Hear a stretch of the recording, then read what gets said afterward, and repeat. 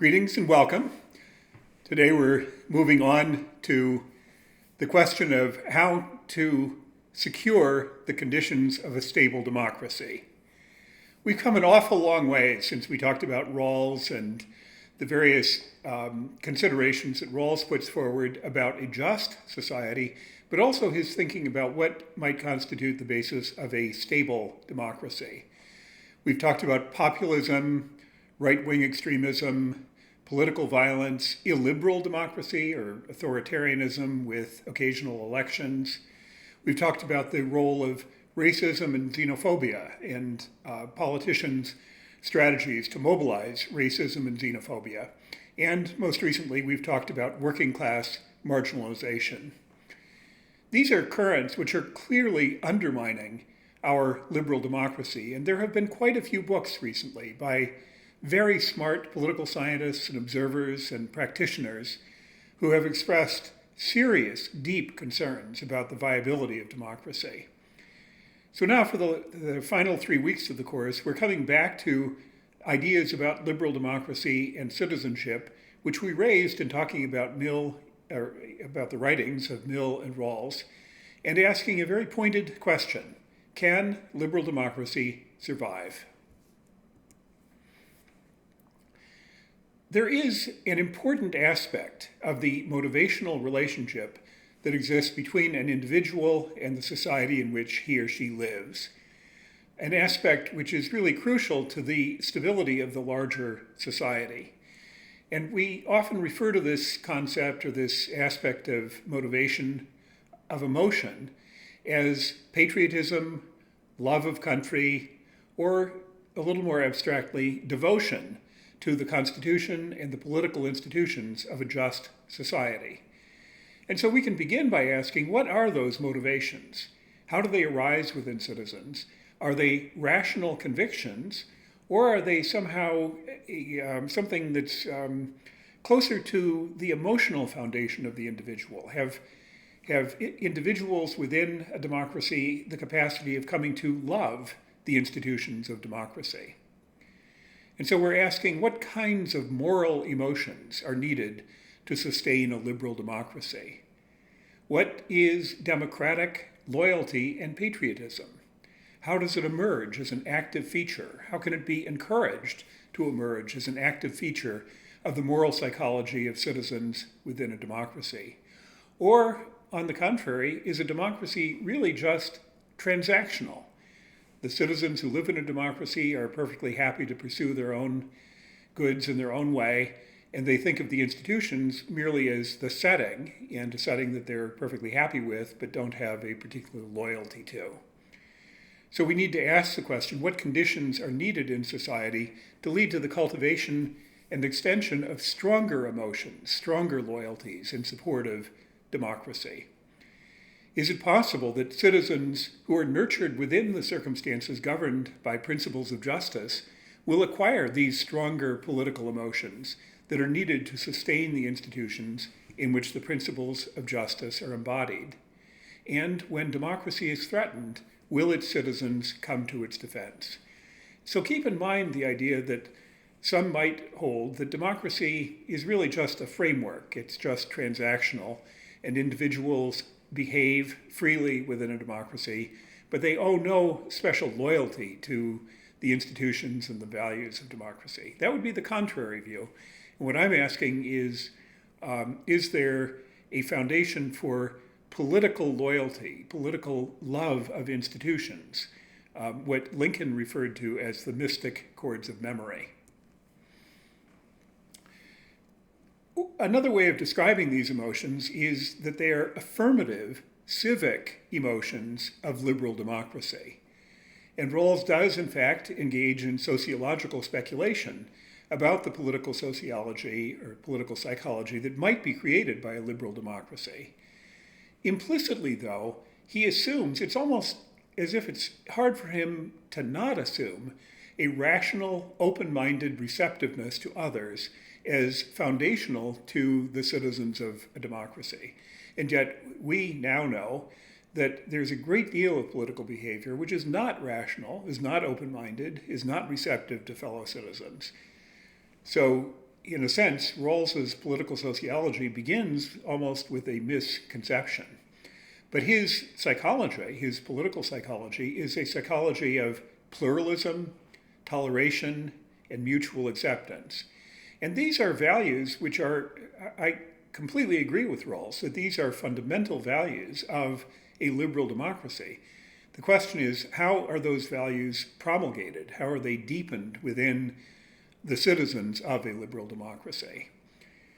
We might say that these values come from public recognition in all, or maybe just most citizens, that disagreement is part of democracy. That's the pluralism and the toleration part of the idea. That it's a public recognition that disagreement is fundamental to democracy, and that we can all embrace the institutions and values of liberal democracy in spite of substantive disagreements about taxes or about limitations on freedoms or about many different issues concerning which citizens in a democracy differ. But this idea of pluralism, toleration, mutual acceptance stands in striking contrast to the psychology of radical right-wing populism, which we've just been studying, which is based on social dominance orientation and right-wing authoritarian personality. It is in contrast to the politics of division and hate. It is in contrast to the politics of racism and xenophobia. Rawls's idea, as you recall, is that citizens in a democracy come to have a public sense of justice based on what he refers to as an overlapping political consensus. He notes, this is really fundamental to his idea about moral individuals pursuing their own conceptions of the good, but he presumes that all citizens have a comprehensive conception of the good, and pluralism means that democracies involve individuals and groups who have multiple and different comprehensive conceptions of the good. But he believes that we can share a political conception of the good, a more abstract conception of the value of equal freedoms and equal rights within a democratic order, a system of law, and a constitution that protects everyone's rights equally. Here are a passage or two from materials that we read earlier in the semester. The second part of the argument, this is Rawls writing, concerns the question of the stability of justice's fairness. This is the question whether justice's fairness is able to generate sufficient support for itself. The parties within a society are to ask whether people who grow up in a society well ordered by the two principles of justice acquire a sufficiently strong and effective sense of justice so that they normally comply with just arrangements and are not moved to act otherwise, say by social envy or spite, or by a will to dominate or a tendency to submit. And the final quote, "A well-ordered society is stable, then, because citizens are satisfied, all things considered, with the basic structure of their society." This is a rather minimal conception of loyal support for the institutions of a just society or a liberal democracy. It is what I would refer to as a conception of justice, or a conception of political loyalty, which is based on reciprocity. These institutions serve my interests and they serve your interests. We all do better because we live within these institutions that we support, and therefore we support them. But maybe we support them in a relatively weak fashion.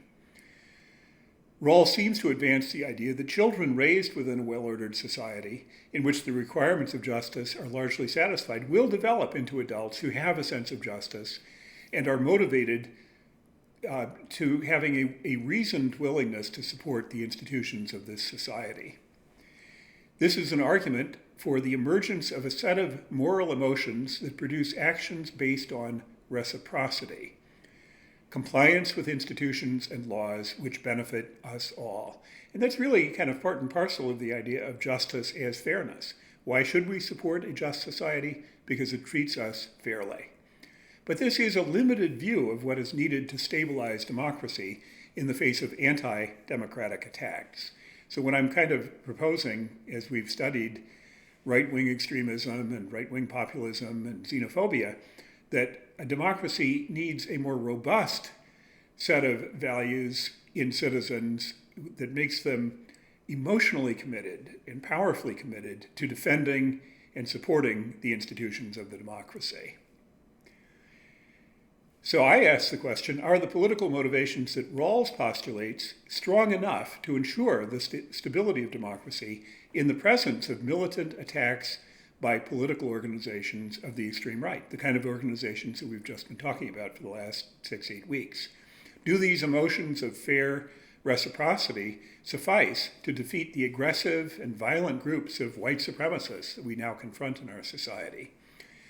Stability, I would urge us to consider this idea that stability of a constitutional democracy requires a willingness of citizens to extend themselves in its defense, to be more affirmative of the importance and value of those institutions to them than merely acceptance and weak support. Stronger support is needed. Citizens need to be ready to act selflessly and altruistically in support of principle and to make sacrifices for the preservation of democracy during times of crisis and stress. In fact, I'm kind of inclined to think now, as a scholar thinking about these issues, that it's kind of a curious fact. There are a number of very good books. I've referred to some of them in the course, and there are a number that I haven't yet referred to, that articulate the populist threat to democracy. There are many good books which can make us very anxious about the future of democracy. But what is difficult to find is a book that makes a positive case for liberal democracy. Why is this a good system for free human beings to live in? Why is a liberal democracy, which is based on equality, freedom, and mutual regard, a thing to aspire to? When smart, progressive writers think about a decent society for the future, primarily they turn to issues of greater prosperity, greater equality, greater opportunity, but they do not pay so much attention to the civic value and the moral value of a liberal, constitutional, democratic order, and in particular, the idea that the rights of everyone, minorities as well as majorities, are defended fully by the system of law and constitution. And yet, in my opinion, the strongest case for democracy is this, that it can be a system in which every individual is empowered and free to fully develop his or her capabilities according to her own choices and life plan. So the strongest case for democracy is that it is a system in which each individual can fully realize her freedoms and realize her capabilities and live according to a life plan that she has freely chosen. One thing that has kind of become apparent through the course is that existing democracies are in fact far from ideal. Critics on the right, but also critics on the left, are correct in saying that existing democracies have many shortcomings. For example, economic inequalities continue to grow. Political inequalities of voice and influence are large and apparently growing larger. The institutions of elections and legislation are well crafted. Gerrymandering is just the most visible piece of the story, but restrictions on voter registration, limitations and barriers to voter registration equally show the story. The power of economically and politically privileged individuals and groups to prevent other individuals from exercising their political rights.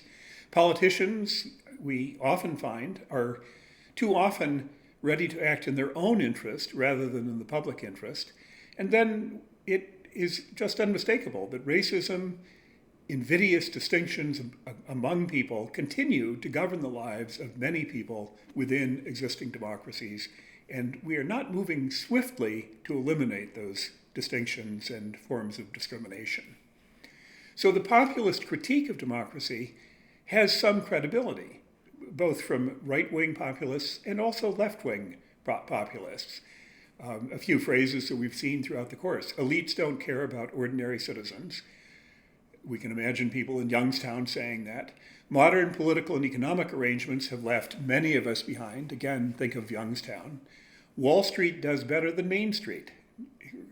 Affluent and privileged people do better than mainstream people. And so I'm kind of putting it in front of us that we need a vision of a liberal democratic future that addresses these concerns, address the concerns of populists both left and right. We need a clear conception of what a modern market liberal democracy in which everyone can see that she has full equality of opportunity and a fair share of economic well-being. We need that conception in order to have the foundations of support which everyone, or virtually everyone in society, can wholeheartedly buy into. Here are two graphs that show the rising inequalities which exist in the United States. The graph on the left is from 1989, and what we see in just that period of 12, 15 years, we see a dramatic increase in inequalities with a rising share of income and wealth. Wealth is what's being graphed here, going to the top 1%, rising rapidly, and the share going to the bottom 90%, falling rapidly. So inequalities are dramatically changing in our society over these past 10, 15 years.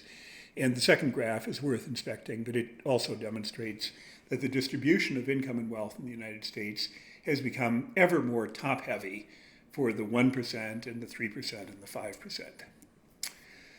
Now, it's kind of interesting to me that there's an intellectual resource, a concept, which was expressed in Rawls's 1971 book, which didn't get a lot of attention at the time, but actually has a lot of appeal today, and this idea has gotten much more attention in the past 4 or 5 years. This is his idea of a property-owning democracy. A property-owning democracy. And it's an idea which is mentioned in the Theory of Justice, but then worked out a little more fully in the book that you've read, part of, Justice as Fairness, from 2001. Here's the description he gives in Justice as Fairness. In property-owning democracy, the aim is to realize in the basic institutions the idea of society as a fair system of cooperation between citizens regarded as free and equal.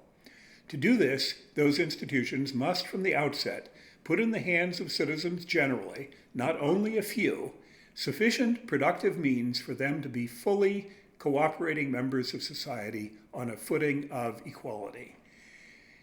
And the graphs that we just looked at seem to very powerfully indicate that that is not the nature of our society.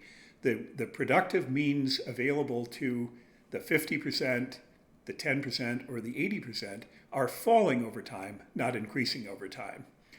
And so the idea of property-owning democracy is actually intended to satisfy the idea of there being a requirement of economic justice as well as political and legal justice. Here are a couple of quotes. I won't read them to you, but they're quotes about that Rawls is offering about what the requirements of a just society are, and the idea that private power, economic power, should not be concentrated in a very small hands. We shouldn't live in an oligarchy. And secondly, though, that there's a relationship between political justice and economic justice. If citizens are to be able to exercise their freedoms in a full and robust way, they need to have sufficient access to resources in order to be able to do that. So if citizens, to take a kind of extreme example, are generally not able to afford to go to college, then citizens cannot gain the intellectual tools that are necessary to compete in a modern economy.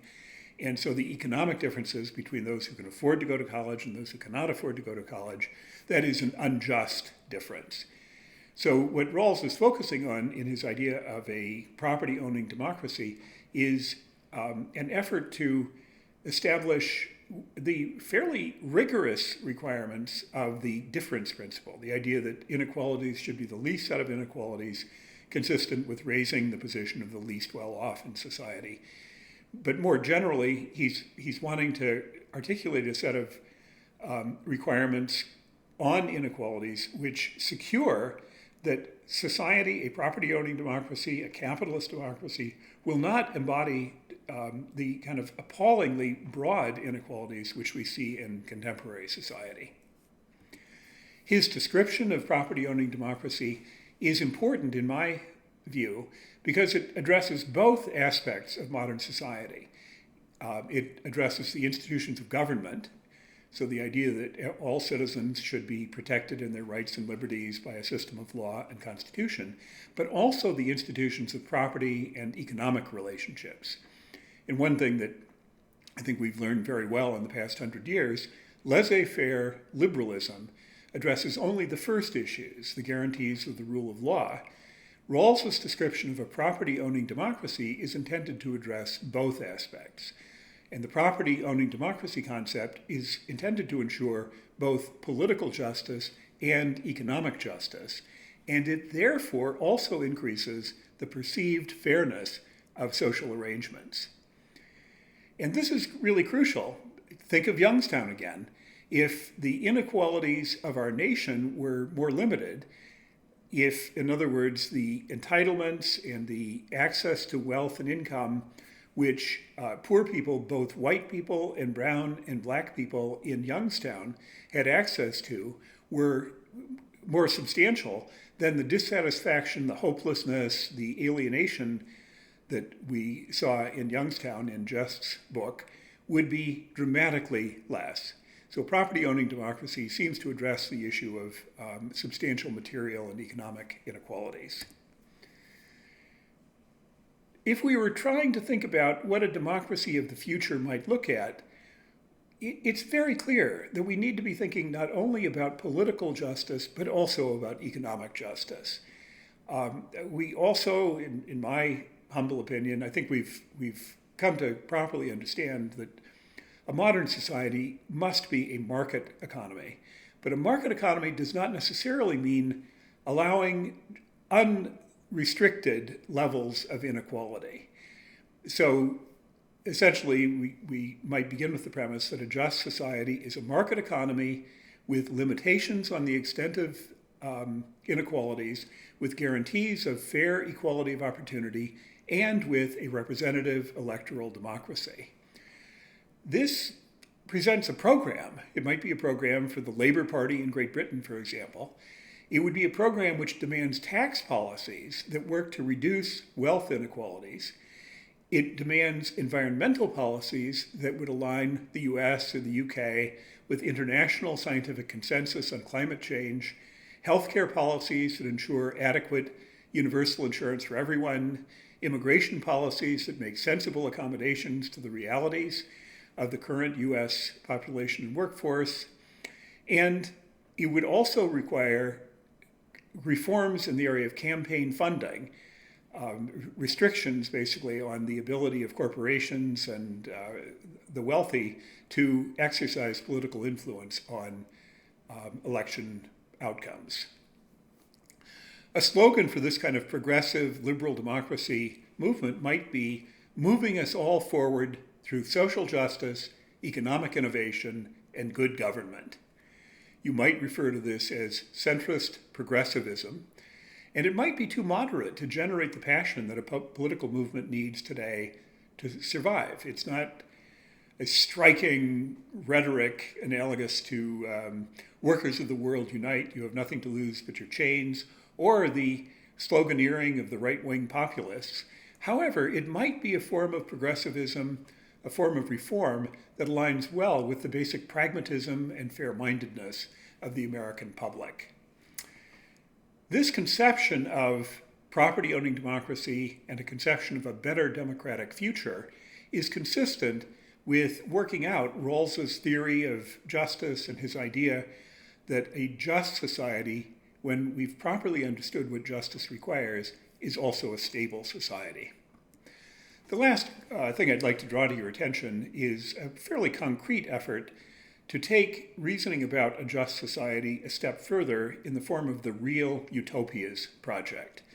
The Real Utopias Project is a group of social scientists and philosophers who've been working together for the better part of 20 years to provide theoretical ideas about the possible changes in the organization of society that would be substantially better for the great majority of citizens than our current arrangements would permit.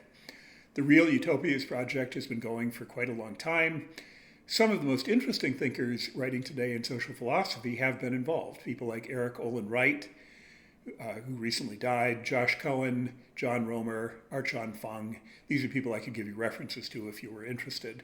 And a recent title to come out of the project is called Deepening Democracy: Institutional Innovations in Empowering Participatory Governance. It's a very interesting book. It's not necessarily the right direction to go or the right details to go, but it is very encouraging that there are smart people making every effort to kind of rethink the design of our basic economic and political institutions in ways that further enhance both the freedoms of American citizens and the well-being and equality of American citizens.